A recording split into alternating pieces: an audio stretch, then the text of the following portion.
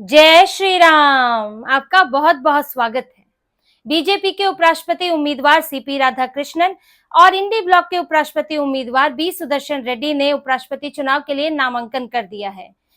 नामांकन के दौरान बी सुदर्शन रेड्डी के साथ और सीपी राधाकृष्णन के साथ पार्टियों के दिग्गज नेता मौजूद थे। सीपी राधाकृष्णन के साथ पीएम मोदी, अमित शाह, राजनाथ सिंह, नितिन गडकरी, जो साथी दल हैं उनके लल्लन सिंह, प्रफुल्ल पटेल, रामदास अठावले गए थे।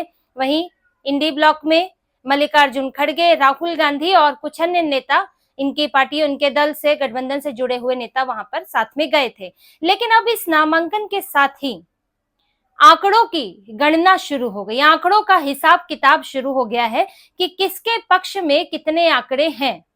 और अगर कुल मिलाकर देखते हैं तो अभी पड़ला भाजपा का, एनडीए का भारी दिखता है और इंडी गठबंधन इस वक्त बहुमत के करीब भी नहीं दिख रहा है।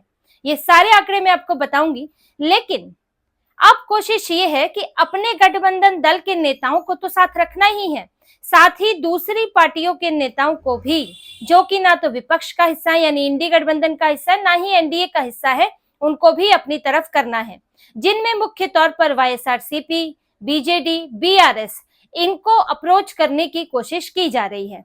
अब इनका क्या रुख है और ये क्या आगे एनडीए या इंडी का इन किसको समर्थन कर सकते हैं, इसको लेकर इन पार्टियों के कुछ संकेत भी आए हैं, जो कि एनडीए के पक्ष में ही ज्यादातर जाता हुआ दिख रहा है, लेकिन इंडी ब्लॉक भी अपनी कोशिश कर रहा है।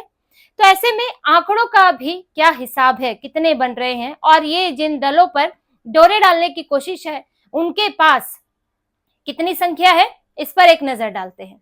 संसद में कुल संख्या है 782 और बहुमत का आंकड़ा है 392, जिसमें इस वक्त एनडीए के पास है 427 और इंडी गठबंधन के पास है 355 सीटें।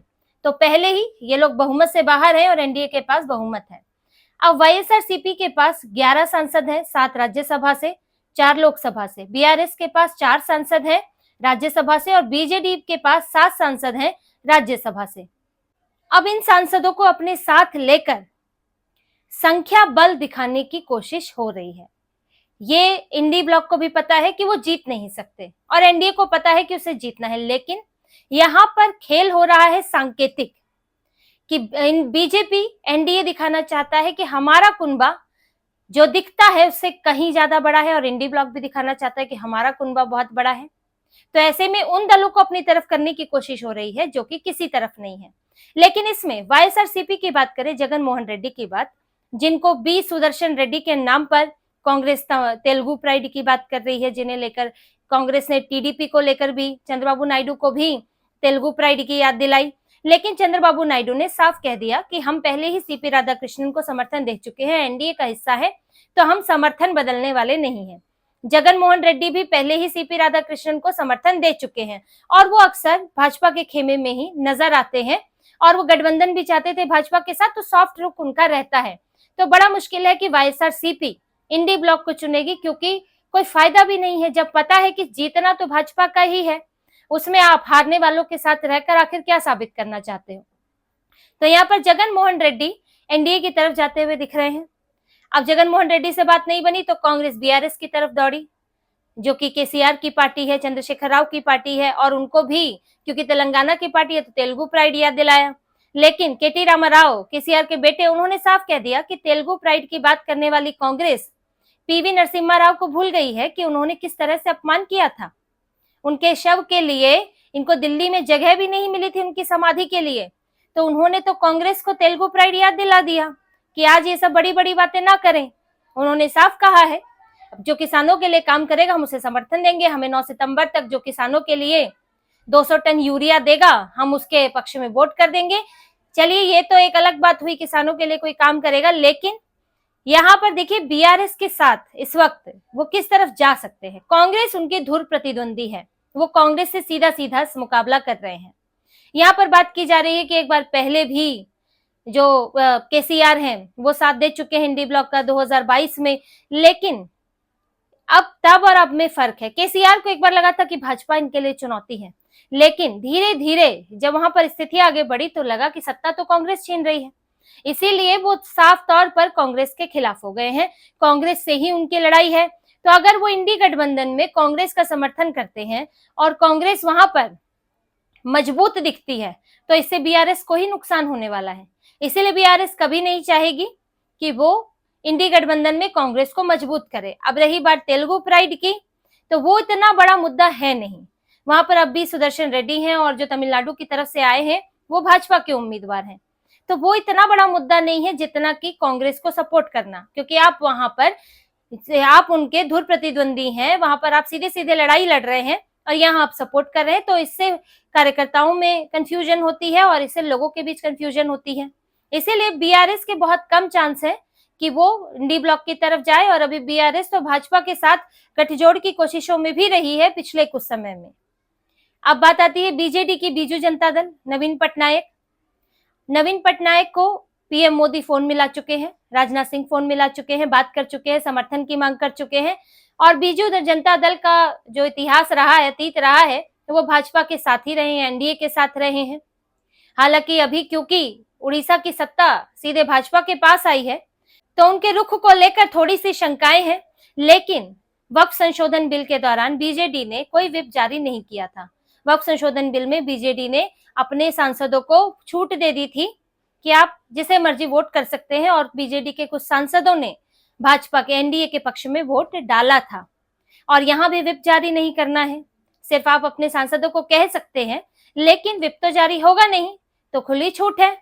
तो इसीलिए बीजेडी भी बहुत मुश्किल है कि वो इंडी ब्लॉक के साथ जाए, या फिर उसके सांसद कुछ इधर और कुछ उधर वोट कर सकते हैं। अब यहाँ पर तो बात हुई इन पार्टियों की जिनको तेलुगु प्राइड के नाम पर बोल रहे हैं या बीजेडी की बात बोल रहे हैं, लेकिन कांग्रेस के साथ, इंडी ब्लॉक के साथ समस्या ये है कि यहाँ दूसरी पार्टियों पर आप उनको अपने साथ लाने की तो एक अलग कोशिश है, लेकिन आपके अपने जो दल हैं वो आपके साथ देने में समस्या उनको हो रही है। जैसे कि इंडी ब्लॉक के पास इस वक्त जितनी सीटें हैं वो भी शायद इन चुनाव में नजर ना आए, क्योंकि सबसे बड़ी मुसीबत इस वक्त खड़ी हो गई है डीएमके के लिए। जो मुद्दा तेलुगु वर्सेस तमिल का रहा है बरसों से, तो वो तो तमिलनाडु के लिए भी है।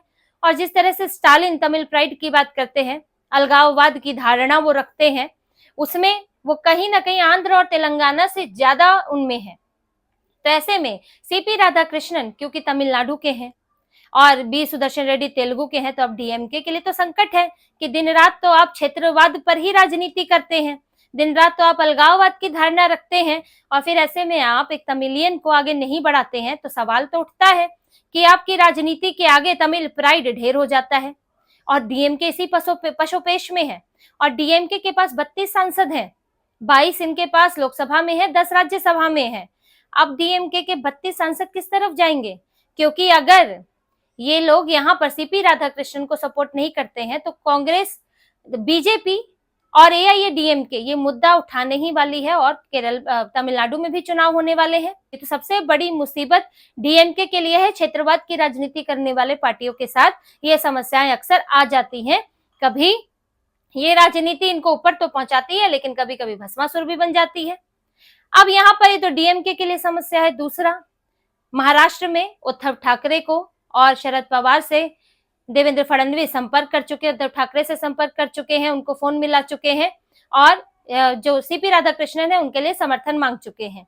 और वैसे भी जब उनके नाम की घोषणा हुई थी तो संजय राउत ने तो शुभकामनाएं दे दी थी, क्योंकि सीपी राधाकृष्णन महाराष्ट्र के राज्यपाल है और गैर विवादित छवि उनकी रही है, अच्छे संबंध रहे हैं, पढ़े लिखे अच्छे व्यक्ति हैं, और राजनीति में लंबा अनुभव भी है, सभी पार्टियों के साथ मेलजोल रखने का अनुभव है।